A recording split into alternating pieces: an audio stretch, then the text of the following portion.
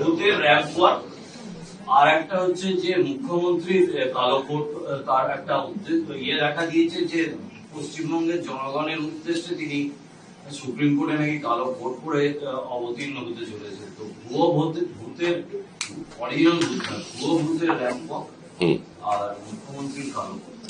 আর সঙ্গে একটু সংযোজন করে দিই, দোলাসের ইতিমধ্যেই ওটা শেষ করে দিয়ে। প্রথম কথা যে মানুষ যখন চলে যায় না, যাবার সময় প্রত্যেকেই একটা পথ তৈরি করে। রাহুল গান্ধী বুঝতে পেরেছিলেন তিনি যাচ্ছেন বিহার, তাই রাহুল গান্ধী ওখানে গিয়ে জলে ঝাঁপ মেরেছিলেন। বলেছিলেন অবশ্য আমি মৎস্যজীবীদের সঙ্গে আছি, চলে গেছে। তেরা ভাবছেন আমরাও যাব, কিভাবে যাব? মাথা উঁচু করে যাব, সেজে গুজে যাব। ওই জন্য র্যাম্পে হাঁটতে শুরু করেছে। ওই র্যাম্পে হাঁটতে হাঁটতেই সরকারটা চলে যাবে। ভূতগুলো ভুয়ো বলে দাবি করছেন কমিশন। কমিশন দাবি করছে যে ভূতগুলো ভুয়ো, মানে তারা অলরেডি ফর্ম 6 ফিল আপ করেছে। সরকারটাই তো ভুয়ো, জালিয়াতি আর তৃণমূল তো সমর্থক হয়ে গেছে, দুর্নীতি আর তৃণমূল সমর্থক। 100 দিনের কাজের সবচেয়ে বেশি লুটের পরিমাণ হচ্ছে পশ্চিমবঙ্গে। দিনের পর দিন সুপ্রিম কোর্টে যাচ্ছেন, মানুষের দেহ করের টাকা খরচা করছেন, আর ধারাবাহিকতা বজায় রেখে প্রত্যেকবার পরাজিত হচ্ছেন। মুখ্যমন্ত্রী খুব ভালো করেই জানেন যে সুপ্রিম কোর্টে গিয়ে ফলাফলটা কি হবে, কারণ তামিলনাড়ু যে মামলা করেছে সেখানে পার্টি ছিল পশ্চিমবঙ্গ, সুপ্রিম কোর্ট কি বলেছে সকলে জানা। এখন মুখ্যমন্ত্রী কালো কোট পরেই যান আর মুখ্যমন্ত্রী সবুজ রঙের ব্লেজার পরেই যান, ফলাফল কিন্তু একটাই হবে, সেটাও মুখ্যমন্ত্রী জানেন।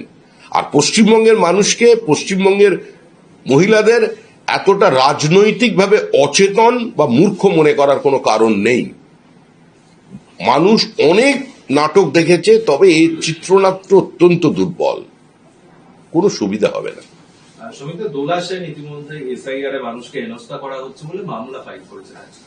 আজকে সুপ্রিম কোর্টে মামলা ফাইল করেছেন দোলা সেন, তৃণমূলের রাজ্য। দেখুন, এটা তো পশ্চিমবঙ্গ রাজ্য সরকারের নির্বাচন কমিশন নয়, যেখানে কুমোরটুলির একজন অসুররূপী মানুষ বসে থেকে মহিলাদের অধিকারকে লুট করবেন। তো দোলা সেনের অধিকার আছে মামলা করার, ভারতীয় গণতন্ত্র তাকে সেই অধিকার দিয়েছে, সংবিধান তাকে সেই অধিকার দিয়েছে, তিনি মামলা করেছেন। এ নিয়ে যা উত্তর দেবার নির্বাচন কমিশন দেবে, যা বলা সুপ্রিম কোর্ট বলবে। এটা তো বিজেপির নির্বাচন কমিশন নয়, তৃণমূল কমিশন রাজ্যে নির্বাচন কমিশনকে যেভাবে পরিচালিত করে, ওরা ওদের মনের আয়নায় অন্য লোকের প্রতিচ্ছবি দেয়, ওরা ওদের মতো করে অন্য রাজনৈতিক দলকে ভাবে। স্বাভাবিক নয় এটা, উনি করেছেন, তার জন্য ওনাকে অভিনন্দন। 2011 সালের পর রাজ্যে পালাবদলের পর মুখ্যমন্ত্রী শিল্পের সম্ভাবনার কথা বলেছেন। 15 বছরের রাজ্যে কোনো বড় শিল্প নেই। 18 তারিখ প্রধানমন্ত্রী আসছেন সিঙ্গুরে, বড় শিল্পের সম্ভাবনা দেখছে কৃষকরা। দেখুন, আমরা তো সমস্ত শিল্পপতিদের বলছি আর একটা বছর অপেক্ষা করুন।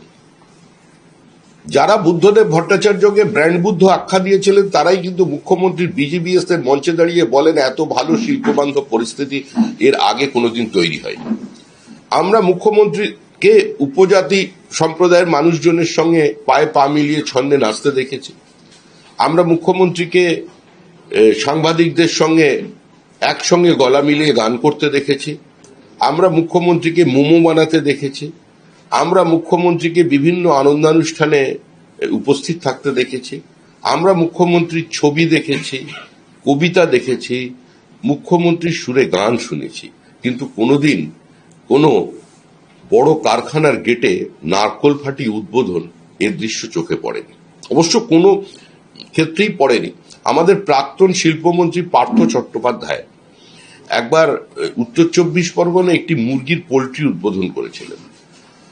এটাই একমাত্র দৃশ্যমানতায় আছে, তারপরে আর কিছু দেখা যায়নি। পশ্চিমবঙ্গে এই মুহূর্তে যে বিনিয়োগটা হয় সেটা বিভিন্ন পিএসইউ এর রুটিন ইনভেস্টমেন্ট। রিলায়েন্স এখানে তাদের ব্যবসা চালানোর জন্য মাটির নিচে কি তার পাতে, তো ওই টাকা তো তাদের খরচা করতে হবে ব্যবসায়িক স্বার্থে, সেটা নতুন বিনিয়োগ কি? দেউচা পাচামিতে আপনি ক্যামেরা নিয়ে গেলে সাংবাদিক যদি ঢোকেন, আপনি সুস্থ শরীরে ফিরে আসতে পারবেন না। ক্যামেরার ইন্স্যুরেন্স আগে করিয়ে নিয়ে যাবেন, কারণ দামি জিনিসপত্র ওটা তো ভাঙচুর হয়ে যাবেই। কোনো সাংবাদিকও ঢুকতে পারেনি, জানা যায়নি।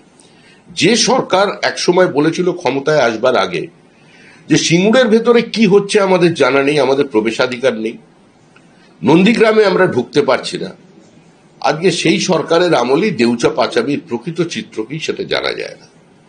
এর আগে আদানি, যার বিরুদ্ধে এত বিষোদ্গার, তার সঙ্গে আবার তলায় তলায় ভালোবাসা, তাজপুরের যে বন্দর সেটা আজকে উঠে গিয়ে মন্দারমণির দিকে চলে আসছে, সরকার আবার গোপনে জমি কিনছে। এই পরিস্থিতি তো সকলের জানা। যতদিন তৃণমূল সরকার থাকবে এ রাজ্যে কোনো নতুন বিনিয়োগ আসা সম্ভব নয়।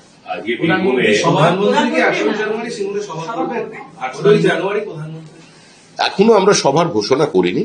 17 এবং 18 তারিখ পশ্চিমবঙ্গের দুটি জায়গায় বেশ কিছু রেলের নতুন পরিকল্পনা নিয়ে সেগুলোর উদ্বোধনের জন্য প্রধানমন্ত্রীর আসার কথা আছে। আপনারা সঠিক সময় আপনাদের জানিয়ে দেবেন।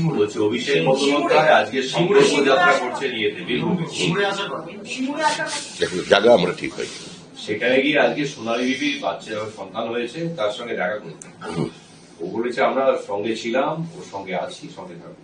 মানুষের সঙ্গে তো থাকা ভালো। মানুষ বড় একলা, তুমি তাহার পাশে এসে দাঁড়াও, এসে দাঁড়াও, ভেসে দাঁড়াও, ভালোবেসে দাঁড়াও। নির্বাচনের আগে তো এই ভালোবাসা নিয়েই তৃণমূল কংগ্রেস পৌঁছে যায়। কিন্তু রূপালী বিবিদের কি হবে?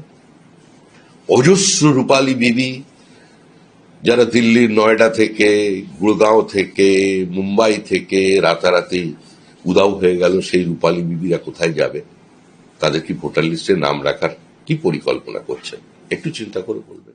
আমাদের ভিডিও ভালো লাগলে লাইক এবং শেয়ার করুন। কমেন্ট সেকশনে গিয়ে জানান আপনাদের মতামত। আরও ভিডিও পেতে আমাদের চ্যানেল সাবস্ক্রাইব করুন এবং প্রতি মুহূর্তে খবরের আপডেট পেতে প্রেস করুন বেল আইকন।